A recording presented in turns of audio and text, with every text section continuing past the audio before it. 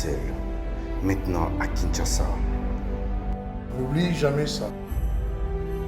vous garantit la fraîcheur, la sensation.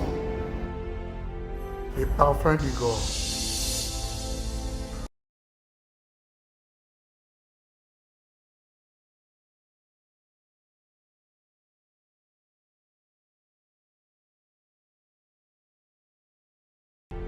France, contactez-nous au +33 78 30 57 14. Et à Kinshasa, nous sommes au local 59 de l'immeuble Boutour. Fabriqué à base de plantes naturelles. N'oubliez jamais ça.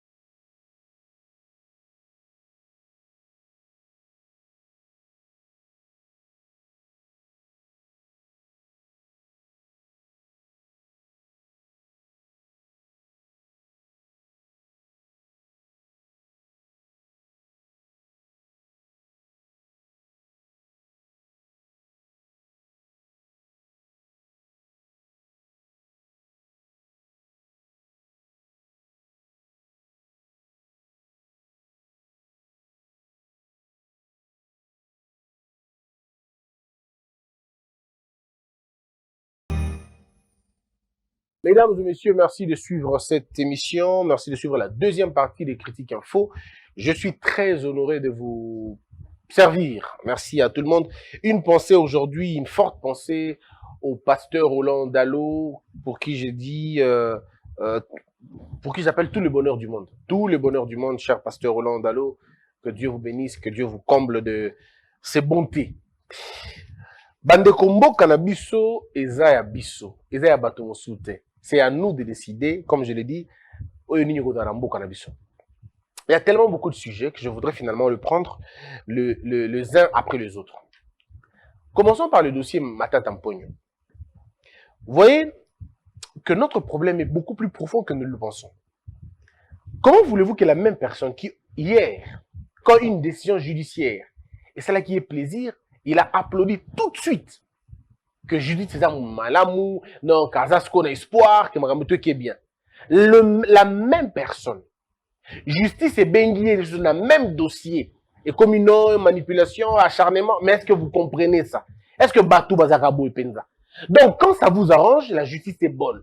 Quand ça ne vous arrange pas, la justice, elle est mauvaise. Est-ce qu'on est sérieux? Mais le principe, on en fait quoi alors dans ce cas? Bandeko, Moko, Sobovandi, ce n'est pas pour nous enorgueillir, hein, mais Dieu qui a créé l'humanité, c'est Nzambo Asala Mokili Aebi Mite Manabiso. Aebi la passion avec laquelle je mène ces émissions, je tourne mes émissions. Dieu connaît la passion. Dieu connaît qu'au fond de moi, il n'y a aucune rancœur, aucune haine, même contre le nom des personnes dont le nom se retrouve dans Hold Up. Je n'ai aucune haine contre ces gens-là, parce que je ne peux permettre à personne de m'amener à le haïr. Mais seulement quand on regarde au fond de la chose, on se rend compte que beaucoup de gens sont méchants dans ce pays. Le cœur des gens, ils ont penza mabe. J'ai envie de dire, pourquoi les gens sont devenus comme ça? J'ai envie de me poser ces questions-là. Pourquoi sommes-nous arrivés? Comment sommes-nous en arrivés là? Ça veut dire que notre justice, nous voulons la sacrifier nous-mêmes. Donc, il y a des voleurs, oui, mais pas le nôtre. Tout le monde est voleur, sauf ceux de ma famille. Donc, les escrocs, il y en a, oui, mais pas ceux de ma famille. Donc, quand on est dans un bloc, tous ceux qui sont avec nous dans ce bloc sont bons. Les autres, bon, on peut encore voir s'ils sont bons ou pas. Mais quand ils sont plus avec nous, tout de suite deviennent des monstres. Et c'est comme ça qu'on nous a conduits dans ce pays. Katumbi était encore une bonne personne. C'était une étoile, c'était une école de gouvernance.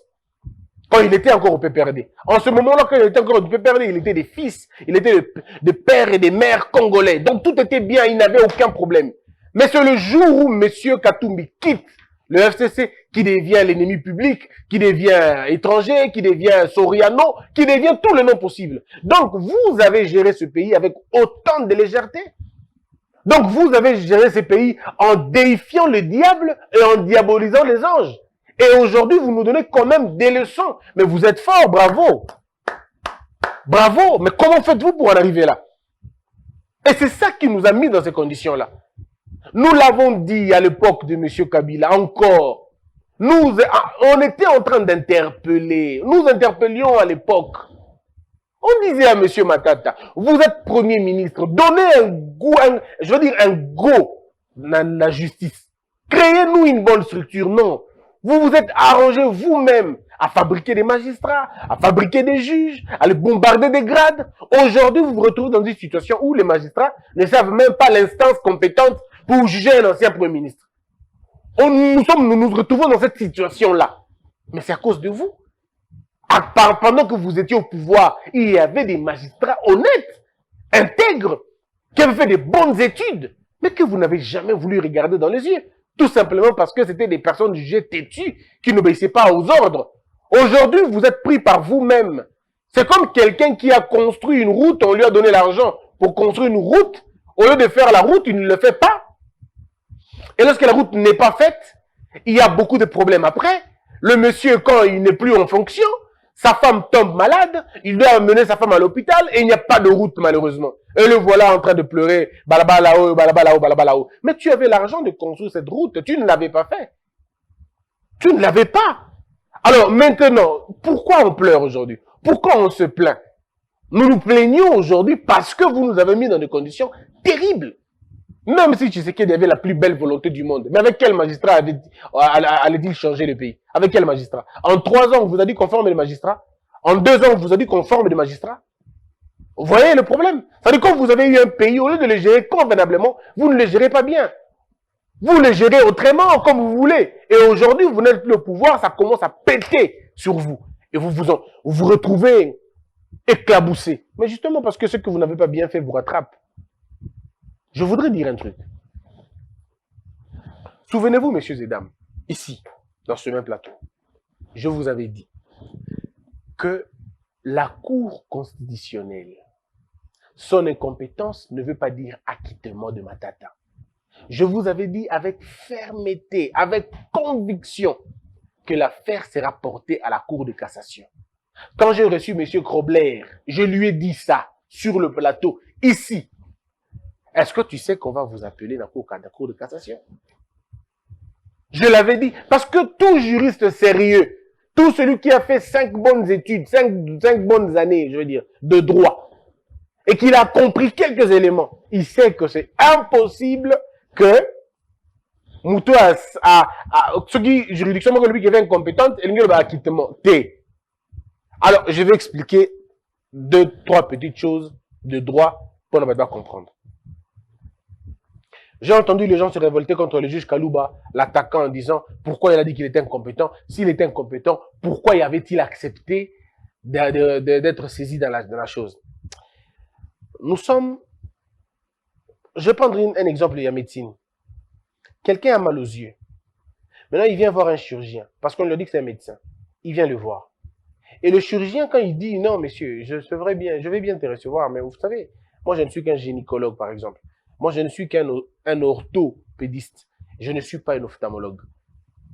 Après avoir regardé ta situation, après avoir discuté avec toi, je me rends compte que ton problème n'est pas un problème de gynéco. Ton problème est un problème d'ophta. Va rencontrer les ophtalmologues. Est-ce que le malade va dire « Oh non, c'est que je suis guéri. Le médecin m'a dit « Ça va, je suis guéri. » Non, vous n'êtes pas guéri, vous êtes toujours malade. Mais cette maladie-là n'est pas appropriée. Naïe. C'est une maladie qui peut être guérie ailleurs. Et c'est exactement ce que le juge Kaloub avait dit. Monsieur, vous nous avez saisi, c'est vrai. Mais nous ne sommes pas compétents pour comprendre, pour connaître de cette affaire. Votre juridiction, c'est en tout cas au niveau de la Cour de cassation. C'est vrai que le juge Kaloub ne l'a pas dit. Parce que ce n'est pas à lui d'indiquer aux gens la juridiction possible. C'est pas à lui de le faire. Lui, c'est limite à dire, je suis incompétent. Mais non, le parquet, dans l'unicité du procureur, doit définir maintenant quelle est la juridiction possible. Le problème ici, c'est que si on nous avait écouté, le mal avec beaucoup de gens, ce qui pensent, comme on est journaliste, ben on est comme tous les autres journalistes. Moi, je suis journaliste, oui. Mais je suis, avant tout, ma formation, elle est juriste. Moi, j'ai une formation de juriste. J'ai fini à l'UNIKIN, en droit. Mention distinction. Donc, j'ai fini là-bas en droit.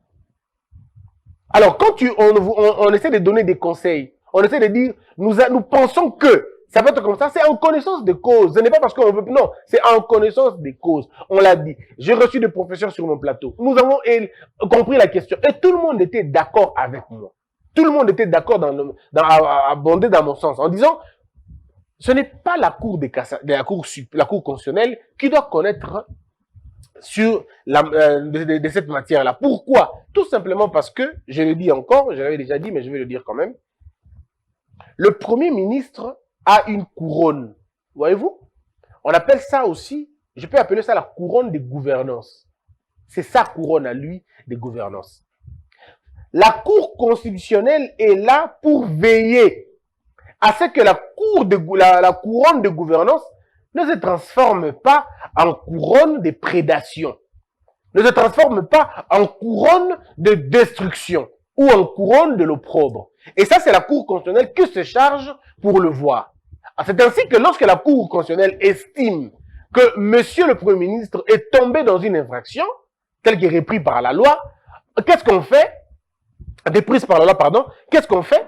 La Cour constitutionnelle va poser des actes en demandant aux deux chambres de l'Assemblée nationale de se réunir pour finalement lever l'équivoque, pour qu'on lève soit les immunités ou pour qu'on mette le Premier ministre en accusation. Parce qu'il faut le mettre finalement. Le mettre en accusation, ça veut dire le mettre à la disposition de la justice. Pour faire quoi? Pour lui retirer la couronne. C'est ça l'objectif. Il faut le retirer la couronne et le déchoir. Bon, mes frères et sœurs, même si vous n'avez pas fait le droit. Bon, le Premier ministre, il n'est plus Premier ministre. Dites-moi, mes frères, il n'est plus Premier ministre. Bon, si on va saisir la Cour constitutionnelle, c'est pour qu'on arrive à déchoir quoi? Parce que le monsieur n'a plus de couronne. On va enlever quoi? Et ça, on l'avait dit, ce n'est pas possible. Vous allez mal. Vous prenez une mauvaise direction. La Cour constitutionnelle n'est pas compétente. Elle ne peut pas connaître de cette affaire parce que l'issue n'est pas connue. C'est vous poursuivez quel objectif? Oh non, on va aller là-bas parce que c'est un ancien Premier ministre. Ah, ok, allez-y. Maintenant, ils y vont, on dit non, non, non, non, non. C'est pas possible. Ici, on ne peut pas vous prendre. C'est pas ici. C'est maintenant. Alors, maintenant, c'est où sa juridiction compétente? Mais mes frères, la juridiction compétente pour juger un ancien Premier ministre, c'est la Cour de cassation. Si on veut être sérieux. Maintenant, par déduction, même l'ancien président de la République, je dis bien, par déduction, même un ancien président de la République, si on veut appliquer le bon sens, le président, l'ancien président de la République, n'ayant pas, comme dans notre constitution, c'est un sénateur à vie, le fait pour lui d'être sénateur à vie, le bon sens, je ne vous parle pas de la loi, le bon sens voudrait qu'on comprenne que son statut est tout de suite rattaché à la Cour de cassation. Ça, c'est le bon sens. Même s'il y a un grand débat de droit là-bas. Mais ce n'est pas la même chose avec un ancien Premier ministre. Un ancien Premier ministre, c'est la Cour de cassation. S'il est sénateur ou député. Mais s'il est comme M. Tchibala, par exemple, mais c'est le tribunal des grandes instances. C'est le tripé. Il est là, il est à ce niveau-là, il n'est pas au niveau, non, comme M. Tchibala, on ne va pas dire, non, M. Tchibala, c'est la Cour de cassation. Non, M. Tchibala, ce n'est pas la Cour de cassation. M. Tchibala, comme il est là pour qu'il parte à la Cour de cassation, il faut qu'il soit appelé avec des gens. Au madame la justiciable devant la Cour de cassation, en ce moment-là, on va porter IEP, Kuna. Comme les complices des infractions avec les chefs de l'État. Ils ne sont pas justiciables devant la cour constitutionnelle, mais parce que le président, lui, c'est devant la Cour constitutionnelle, tous les complices de l'infraction de haute trahison avec le chef de l'État vont être appelés au niveau de la Cour constitutionnelle pour être jugés là-bas. Parce qu'il y a un qui est jugé dans dernière instance. Et si on comprend la gymnastique à Mikiwana, c'est déjà bon. Donc, M. Matata, Bandekobo Zalanabino, tranquille, violation en loi exatée. Acharnement politique peut exaté. Exaté. Pourquoi exaté? Parce que M. Matata Aza, justiciable devant la Cour de cassation. Pas parce qu'il était ancien Premier ministre, mais parce qu'il est sénateur. Il faut que les gens comprennent. Bazo Kanga, Bazo Lingabayo Kaye, va entendre, va juger la Cour de cassation. Non pas parce qu'il est ancien Premier ministre, mais parce qu'il est sénateur. Donc, ce n'est pas le fait d'être ancien Premier ministre qu'il est justiciable devant la Cour de cassation, parce que les anciens Premiers ministres dans notre pays n'ont pas une instance judiciaire appropriée na Bango. Alors, quelqu'un va dire, mais alors, comme ils n'en ont pas, qu'ils laissent tomber? Non! Ils sont tout de suite rattrapés par leur vie civile. Alors, une moto simple, le coup à Batonioso. Mais le coup à M. Matata, Aza procureur, pardon, Aza sénateur, alors en ce moment-là, c'est la Cour de cassation. Et c'est des bonnes, je dis, c'est des bonnes guerres. Moi, en tout cas, si ce n'était pas le cas, ça allait m'étonner. Ça allait m'étonner parce que je suis le débat de près. Je suis le débat de près. L'affaire de Kamere, on vous a dit la même chose. Kamere, directeur du cabinet président, vraiment. Juridiction, est-ce que vous avez entendu quelqu'un dire le contraire? Non. En fait, il est difficile que quelqu'un vienne détruire ce que je dis. Pourquoi? Non pas parce que je suis intelligent. Non, même pas. Il y a beaucoup qui sont plus intelligents que moi, même de très loin. Mais c'est parce que moi, je n'ai fait que dire la vérité. C'est ça le problème. Je ne fais pas beaucoup d'efforts. Voilà pourquoi on a mis mon magasin. Parce que ce que je vous dis, vous pouvez tourner avec tous les autres juristes, ils vont vous dire, sauf s'ils prennent des penchants. Parce que quand on prend un penchant, le droit étant une science assez flexible, on peut faire dire au droit ce que le droit ne veut pas vraiment dire. On peut faire dire au droit on peut faire dire au droit tout et n'importe quoi. Mais moi, par exemple, quand je vous dis des choses, c'est parce que je pense que c'est comme ça.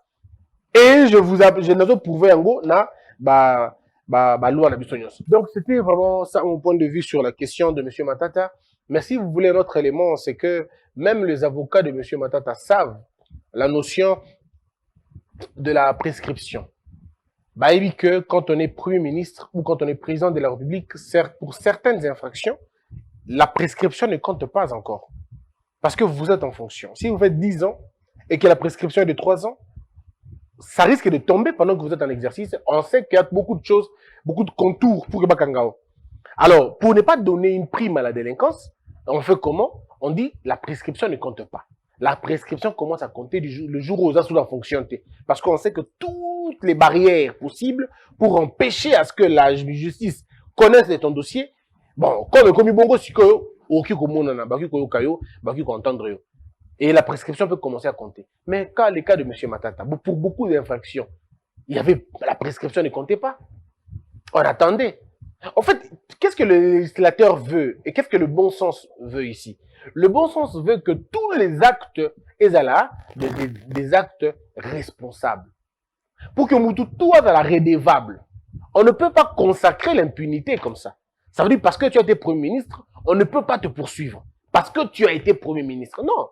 Le fait pour toi d'avoir été Premier ministre ne fait pas de toi un citoyen extraordinaire. Tu es un citoyen ordinaire. Ainsi, ça va pousser les gens à comprendre que biso tout dans kati makambo photo keba.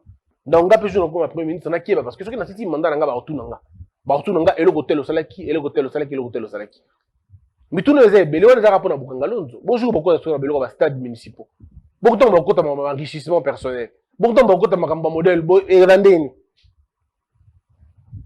Donc il fallait quand même en parler. On nous apprend qu'on a un dossier à ACGT. Quelqu'un m'a appelé depuis Lubumbashi. Je ne citerai pas son nom. Il m'a dit ceci. Monsieur Bosembe, awa makambuza somme. Babenga ba frais mo ba frais à sécurisation.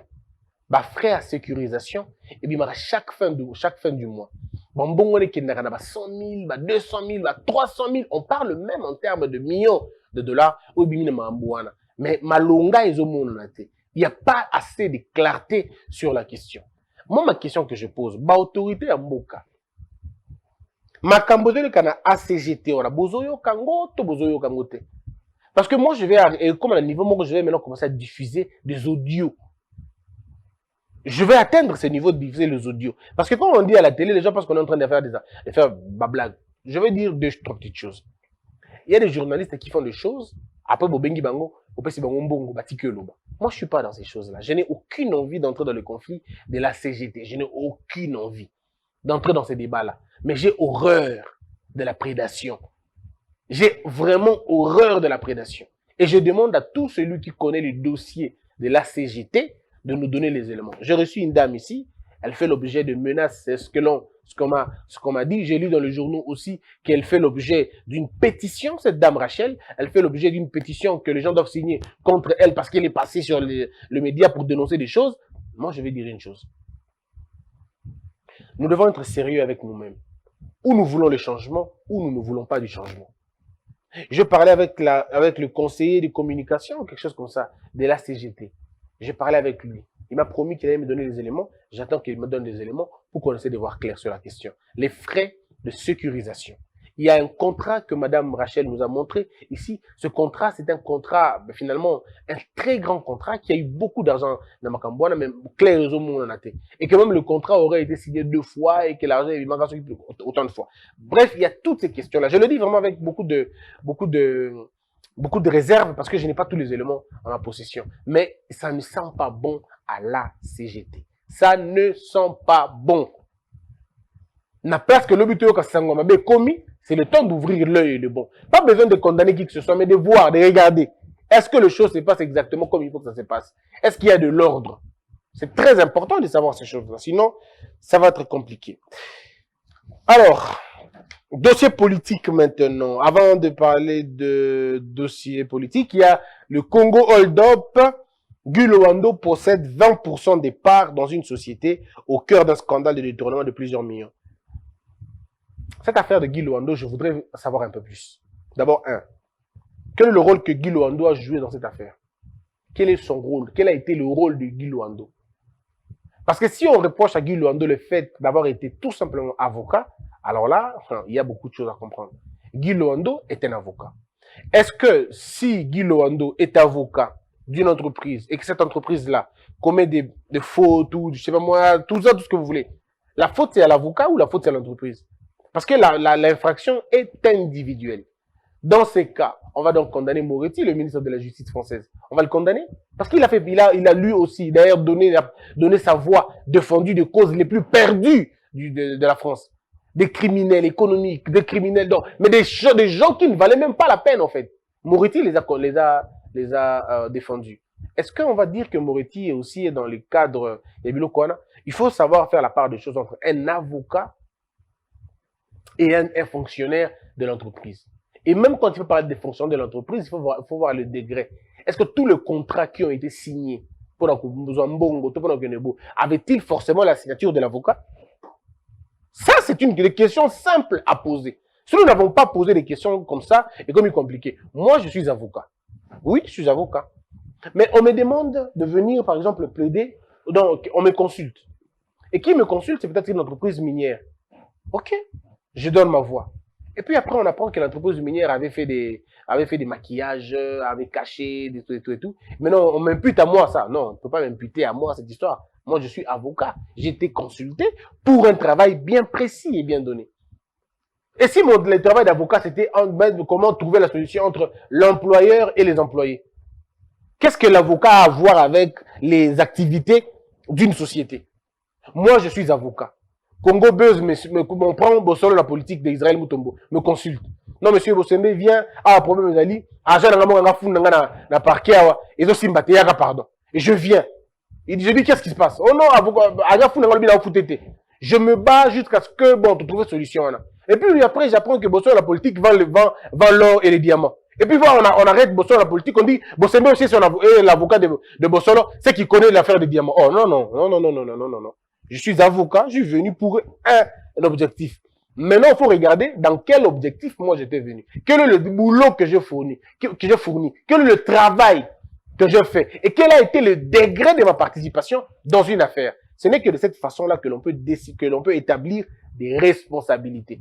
Ce que le moins d'étape, voilà, bon, et moi, comme vous savez, quand ça parle, tout le monde parle, il y a des gens qui discutent du rôle d'un avocat, ils ne connaissent même pas les droits. Ils ne savent même pas c'est quoi un avocat. Il ne connaît même pas c'est quoi une entreprise. Même quand on parle de pourcentage, il ne sait pas calculer un pourcentage parce que tout son boulot c'est Twitter, tout son boulot c'est sur YouTube. Donc il ne comprend pas tout ça. Lui, hold up. Bon, les Camerounais, à un moment donné, calmez-vous. Vous écoutez l'affaire, posez-vous des questions. Tout simplement. Voilà. Quand on a compris ça, on passe à autre chose. Alors maintenant, un autre dossier qui me fait rire, c'est Abbé Donatien Chollet. Oh, Abbé Donatien Chollet. Voilà ce que l'abbé Donatien Chollet dit. Et si dans ces consensus, on pense qu'on peut avancer avec les candidats de Nicadima et que c'est possible, on avancera. Oh.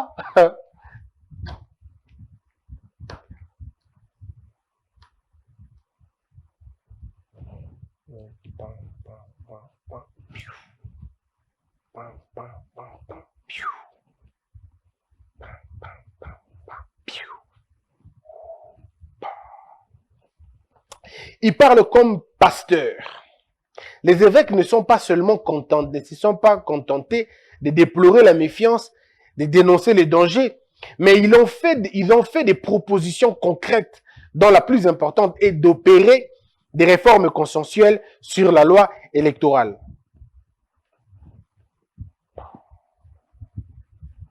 Je me pose une question.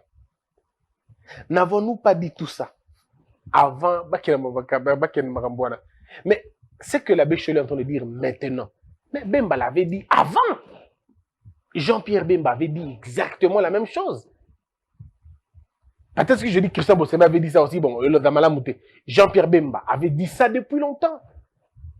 Faisons des réformes. Trouvons un consensus. Kadima est déjà là. Avançons. Contrôlons l'appareil maintenant. C'est le vrai débat. Jean-Pierre Bemba l'avait dit. On ne l'a pas écouté. Non, pas du tout. C'est pas possible. Non, pas Kadima, pas Kadima. Aujourd'hui, on change. Donc, si dans le cadre de ces réformes conscientielles souhaitées par la Senko, les gens sont rassurés, avec ou sans Kadima, le problème serait résolu. Ah, donc, le problème n'était pas Kadima. Le problème, c'était le processus qu'il fallait. Alors, pourquoi avoir présenté Kadima comme le problème?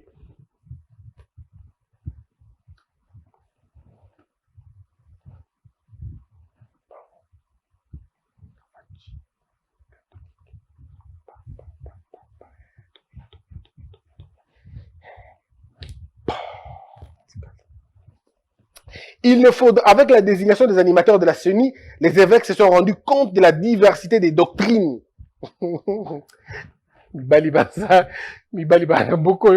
Ah!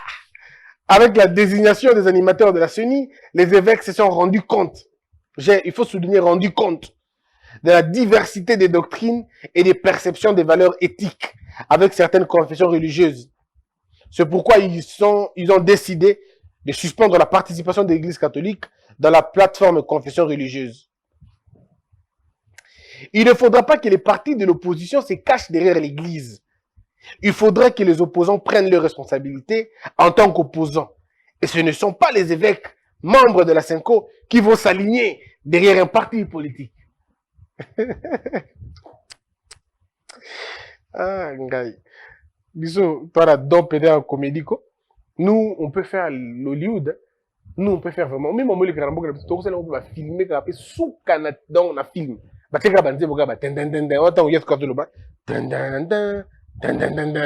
Voilà, à sa déclaration. La deuxième proposition des évêques catholiques au président de la République, c'est de certifier, d'avoir la garantie d'accréditation pour les missions d'observation capables de rassurer la population.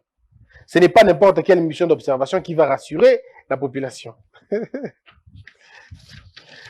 Oh, monsieur l'abbé Chouli. Nous sommes déjà contents que le chef de l'État entrevoie des choses dans cette direction. Aïda Foncé, hein? Nous sommes d'accord que le chef de l'État entrevoit les choses dans cette direction. Dans son discours, il a annoncé l'ouverture de la mission d'observation internationale. Mais nous savons que cette mission d'observation internationale a des limites qui peuvent être complétées par des missions nationales. Le processus électoral est une dynamique. Il y a une étape qui a déjà été franchie. Il y a un temps pour tout. Il y a un temps pour réfléchir, un temps pour se quereller, un temps pour faire des marches. Non, ça c'est pour moi qui ajoute. Un temps pour se concerter, un temps pour être réaliste. Oh, les termes réalistes. Et prendre des décisions. L'important, c'est d'aller de l'avant. Souligner, c'est aller de l'avant. Souligner, réaliste. Souligner, a été déjà franchi. Souligner, processus électoral. Ce qu'on attend, le processus électoral a déjà été franchi. Il faut aller de l'avant. Non, le processus électoral a déjà été franchi. Réaliste, c'est aller de l'avant. Non, en fait, en réalité, tout ce qui est dit après, ça n'a pas de sens. Ce qui a plus de sens, c'est ça, mais ça, votre livre variable, c'est depuis le début que Vélagui a la même chose. Donc, ça veut dire qu'ici, l'Église avait refusé catégoriquement de voir ça. Alors, si les éclairés sont occultés, c'est toute une nation qui se perd. Si ceux qui sont censés voir le futur ne voient plus le futur, c'est très compliqué. Si ceux qui sont établis comme sentinelles ne savent plus voir et apercevoir les dangers qui viennent, c'est toute une nation qui est en péril. Les évêques ont exprimé leurs préoccupations majeures dans le secteur de l'éducation, tout en lui rassurant du soutien de la SENCO dans la mise en œuvre de la gratuité. Conflit, gratuité de l'enseignement, et Sili. Conflit, Kadima, et Sili. Opposant, Toboyi n'a vu sur ma cambo, n'a vu sur ma problème souté, bilo continuer combat binomoko. De toute façon, mobilisation, faites-le vous-même.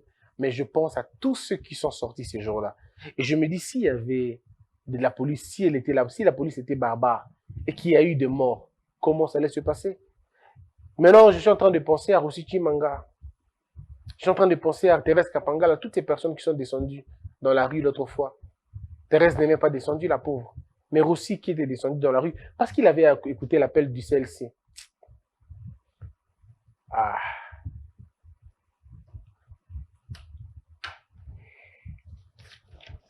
C'est triste. Et puis, terminons avec M. Mouyaya, qui dit qu'il n'y a pas de troupes ougandaises en République démocratique du Congo. Un point de presse avait eu lieu. Monsieur le ministre de la Communication, j'ai 2-3 petites choses à vous dire. 2-3 petites choses à vous dire.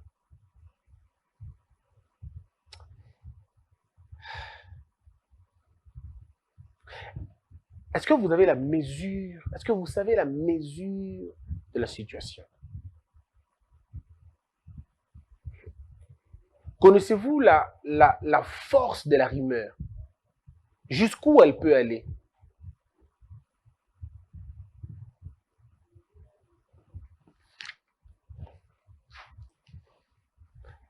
L'Église catholique quitte les navires confession religieuse malgré la table rase entre la SENCO et le régime Tshisekedi.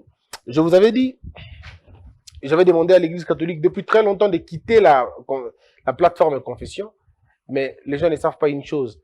L'Église catholique, comme elle quitte on appelle ça, la plateforme de confession religieuse, elle se minorise et du coup, elle ne sera plus l'interface de l'État sur des questions électorales. Elle va certainement se concentrer sur l'observation. Mais Abotassou, partie prenante. Et c'est vraiment pour eux une décision qui paraît bien, mais elles comprendront rapidement que c'est une erreur de solidariser. Mais de l'autre côté, ça donne aussi la possibilité au président de la République de revoir autrement la charte maintenant. Soit l'ouvrir à toutes les autres confessions religieuses, parce qu'on n'en a pas que 8 au Congo, il y en a des centaines et des centaines.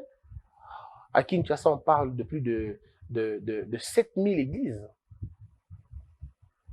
On parle de plus de 7000 églises. Sur l'étendue du territoire, on parlera de plus de 45, de 40 000 ou je sais pas moi, autant d'églises. Donc, ça veut dire tout simplement que moi, je suis content parce que Dieu a exaucé ma prière. Cette histoire de confession religieuse est aussi la paix cananéo. Quand la législature est aussi en peu maman, prochainement, on n'en parlera plus. On est dans autre chose maintenant. Les églises, transformez-vous en mouvement de niños, d'observateurs, ça sera bien. Monsieur Labencho l'a dit, je pense qu'on peut évoluer avec Kadima. Le combat pour le titre de champion du monde Cruiserweight, WBC Golden poids léger, initialement prévu le 18 décembre à Kinshasa entre Ilunga Makabu contre Tabito Mouchno, va finalement avoir lieu le 29 janvier 2022 à Loyo, aux États-Unis d'Amérique, à cause de l'incompétence de nos autorités sportives de la RDC. J'ai dit que la peur quitte nos esprits et que Dieu bénisse la RDC.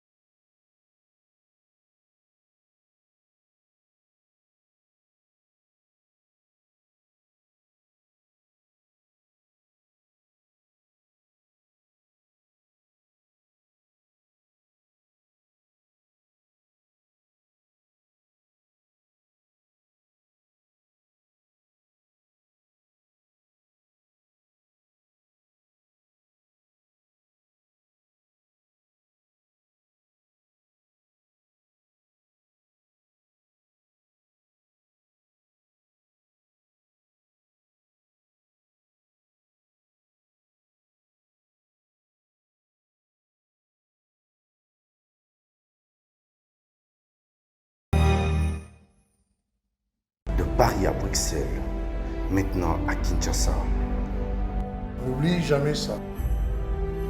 vous garantit la fraîcheur, la sensation, Les parfums du Gore.